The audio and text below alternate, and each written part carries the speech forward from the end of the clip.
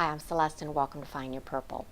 I don't recommend that you open the Bible and then just blindly point to a paragraph and say, that's my message for the day.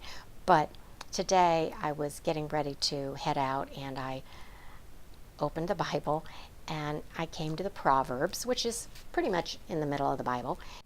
And it was Proverb 11:2. And I had highlighted because I had already read, jumped out at me. But it's, again, Proverb 11:2. When pride comes, then comes disgrace. But with humility comes wisdom. Now, I think somewhere in perhaps the first pass of the Bible, I did a video on arrogance. And the first read through the Bible, and even this time, but not quite as much, the factor of arrogance jumped out at me over and over and over again. Because I feel I was arrogant in the past.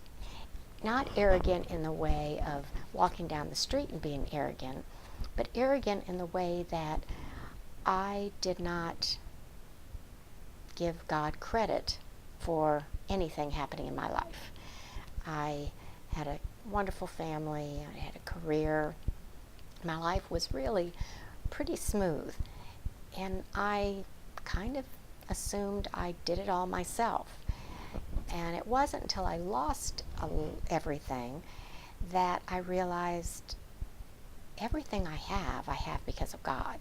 What I had, what I have, and what I will have. And I just see that arrogance was a problem, and I needed to lose some things before I finally realized everything I have is from God, and I have to be thankful for it.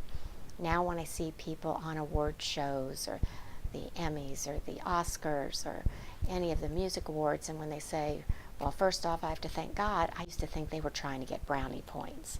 And now I realize if they are believers, then they better thank God and thank God in public. Otherwise, they'd be guilty of doing the same thing I was, that they thought they got there on their own. So when this opened up to that proverb, it made me think that maybe I'm still having to do some work on that subject. And I have just got to make sure, and that's one of the things I put in my prayer in my journal every day, is keep me from being arrogant. When all things are going well, when I have money, when I have success, never, ever, ever again forget where it all comes from. So I'm just setting the stage so that I never fall into that trap again, because I think a lot of people out there, Nebuchadnezzar in the Bible was one, they forgot when they got to the top the God that got them there. And the result was they fell. But now God was merciful, and after 7 years of being a beast in the desert, Nebuchadnezzar got back everything he had. So God had him recognize his sin and repent, and ultimately he restored him. So there's hope for me yet, but I just thought I would share it because it plopped over to that line and it seemed like it was something I was supposed to share. So if anyone else is out there being arrogant, maybe that's a message for you too.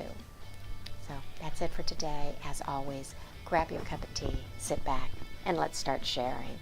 Until next time, bye-bye.